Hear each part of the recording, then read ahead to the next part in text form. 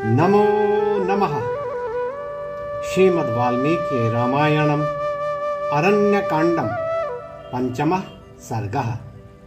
राक्षसों के वध की प्रतिज्ञा।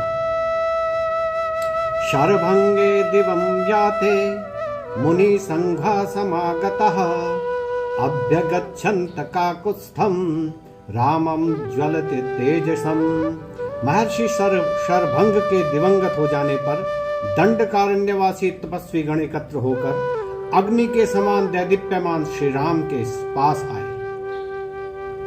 अभिगम्य च धर्मज्ञा रामं धर्मभृतांवरम् ऊचुः परम धर्मज्ञं ऋषिशंघा समाहितः। धर्मात्मा ऋषियों का वह समूह धर्मधारियों में श्रेष्ठ श्री राम के पास आकर उनसे बोला, त्वामिक्ष्वाकुकुलस्यास्य पृथिव्याश्च महारथः प्रधानश्चासि नाथश्च देवानां भगवानिव। हे महारथी राम, जैसे देवताओं के राजा इंद्र हैं उसी प्रकार आप इक्ष्वाकु वंश में प्रधान और पृथ्वी के स्वामी हैं।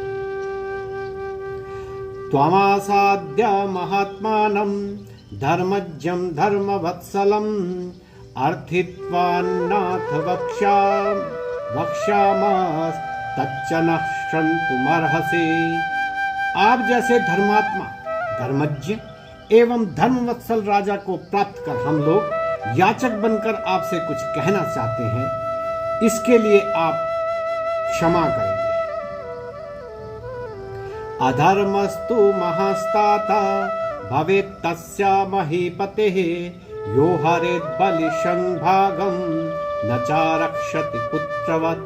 हे तात, वह राजा महान पाप का भागी होता है जो प्रजा से आय का छठा भाग कर के रूप में ले लेता है परंतु प्रजा का पुत्रवत पालन नहीं करता। युञ्जानः स्वानिव प्राणान् प्राणैरिष्टान् सुतानिव नित्ययुक्ता सदा रक्षन् सर्वान् विषयवासिनः प्राप्नोति शाश्वतीं राम कीर्तिं च बहुवर्षिकीं ब्रह्मणः स्थानमासाद्य तत्र चापि महीयते। जो राजा सदा यत्नवान और सावधान रहकर अपने राज्य में रहने वाली संपूर्ण प्रजा को अपने पुत्र और प्राणों के समान तथा प्राणों से भी बढ़कर समझता हुआ रक्षा करता है, वह राजा इस संसार में बहुव्यापिनी स्थायी कीर्ति को प्राप्त करता है और अंतकाल में ब्रह्मलोक को पाकर वहां भी पूजित होता है। यत् करोति परम धर्मं मुनिर्मूल फलाशनः तत्र राज्यश्च चतुर्भागः प्रजा धर्मेण रक्षतः। जो राजा धर्म पूर्वक प्रजा की रक्षा करता है उसे कंदमूल फल खाकर निर्वाह करने वाले मुनियों के पुण्य का चौथा भाग प्राप्त होता है। सोयम ब्राह्मण भूयिष्ठो वानप्रस्थ गणो महान् त्वन्नाथो नाथ वज्राम राक्षसैर्बाध्यते भृशम्। हे राम, आप जैसे रक्षक के होते हुए भी यह ब्राह्मण कुल वानप्रस्थियों का दल अनाथों के समान राक्षसों के द्वारा मारा जा रहा है। इहि पश्या शरीराणि मुनीनां भावितात्मनां हतानां राक्षसैर्घोर बहूनां बहुधावने। हे राम, आप इधर आइए और उन आत्मदर्शी तपस्वियों के मृत शरीरों को देखिए जिनको राक्षसों ने भाले की नोक से छेद कर और तलवारों से काटकर मार डाला है। एवं वयं नमृष्यामो विप्रकारं तपस्विनां क्रियमाणं वने घोरं रक्षोभिर्भिं कर्मभिः। इस घोर वन में भयंकर राक्षसों के द्वारा तपस्वियों पर जो घोर अत्याचार किए जा रहे हैं, अब वे कष्ट हमसे सहन नहीं होते। ततस्त्वां शरणार्थं च शरण्यं समुपस्थितः परिपालय नो राम वध्यमानान् निशाचरय।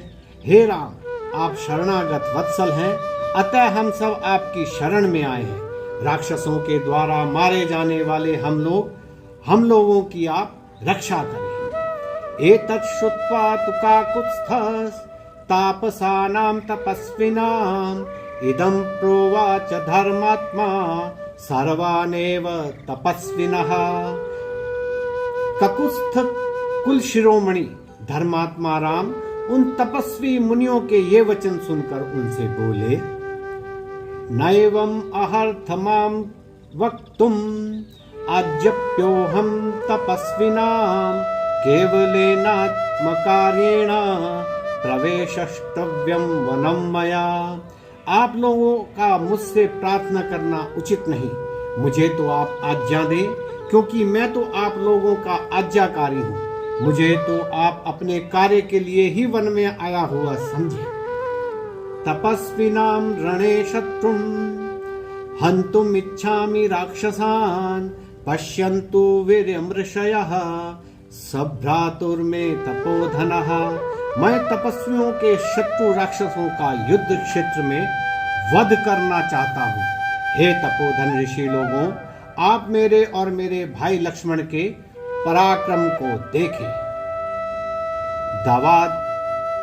दत्वा भयं चापि तपोधनानां धर्मे धृतात्मा सह लक्ष्मणेन तपोधनश्चापि सभाज्यवृत्तः सुतीक्ष्णमेवाभिजगाम वीरः।